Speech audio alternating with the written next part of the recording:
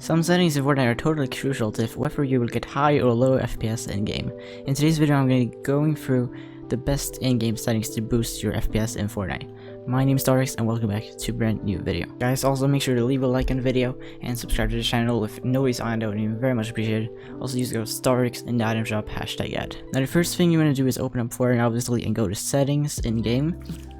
Let's start with the display icon or display tab right here, which is the monitor icon. I'm going through the FPS setting right here last in the video and you'll find out why. But let's start with the graphics settings. The graphics settings have a huge weight on your FPS count. Let's say you have epic on everything. Then your computer is really struggling with trying to render all this cool and awesome graphics into your game. And this makes so it runs slower and which leads to much lower FPS actually. And when I say much lower, I really mean much lower FPS. Therefore you want to have as low settings as possible here. And in fact, having low or off on everything will make your FPS go up drastically. There are of course some exceptions. If you need good quality for whatever reason, then it is fine, but try to not have epic on everything because this will make so your computer has to process a lot more than it actually has to. So at least scale it down one level. So my tip here is to just have everything, shadows, anti-aliasing, textures, effects, post-processing on low or off, because these are totally unnecessary actually to have on higher than they are on right now. The view isn't something you want to have a bit higher because obviously this may mess with your gaming experience because you obviously want to see as far as possible, so try to have it at least a medium or far. Advanced settings, it's not much really that you need to change here. VSync, I would like to have it off. Motion blur off. The motion blur, it gives some sort of animations when you move around. I don't really like that.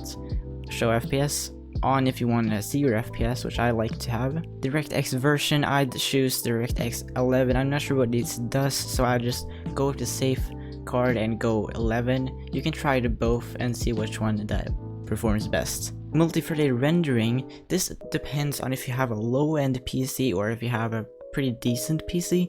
If you have a decent PC, have this on. This may improve performance on your CPU and stuff. I think that's how it works. But if you have a bit low-end PC, not too great, then have this off. Okay.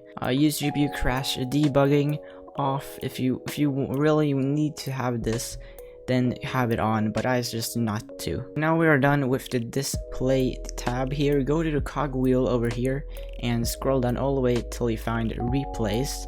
And what you want to do is just turn these off. Turn all the replays off, because if you have it on, your computer processes and saves every single detail that happens in every single match that you play in Fortnite, and that means that your PC works more than it has to in the background, which leads to some FPS loss actually. And of course, if you need to have replays for whatever reason for your videos, then please skip this part, right? Now I don't think there are much more settings in the general settings that will increase your FPS. So let's go back to the display and go mess with a bit with the frame rate limits. So what you want to do is get your FPS to unlimited, and what unlimited does is it does so you will get as much FPS as your computer can handle. So what you want to do is just go into a normal solo game with unlimited and all these settings and stuff that I've showed you guys before in the video, and see if your computer can handle it. If the game goes smoothly, if everything is fine, you have no problems, no issues with unlimited, then stick with unlimited. But if you get like some sort of the game freezes or frame drops constantly, then you obviously need to do something against this to prevent this happen. And what you want to do is check what your FPS is averaging in your game. Let's say it's averaging 135 FPS.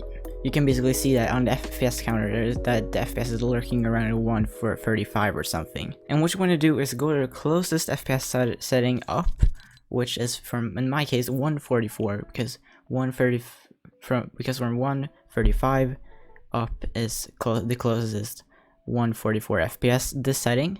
And once you go to 144, go down 1. Now you are at 120, you save this, and this works because when your computer struggles a bit, when you are having unlimited, which was 130 FPS in this case, or 135, sorry, then you make sure your computer has to work against less FPS than the FPS at an unlimited setting, and then obviously this will be guaranteed that it will work without no problem. It may sound very confusing to you right now, but it does work if you get frame drops, etc. when you get in game with unlimited, so you just gotta trust me with this one. Now there is one last tip here, or trick, that is to play on stretched resolution. I've made a video on how to get it on PC.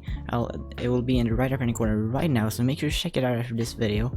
And this will increase your FPS a lot actually, because when you have stretched resolution, your PC has to process less pixels, and this makes so it runs faster and you get more FPS. Now I hope this helped. If you have any questions, please comment down below. I think it was a bit unclear with some stuff, so I'm really sorry about that. I hope you have an awesome rest of the day. See you in the next video. Starks out.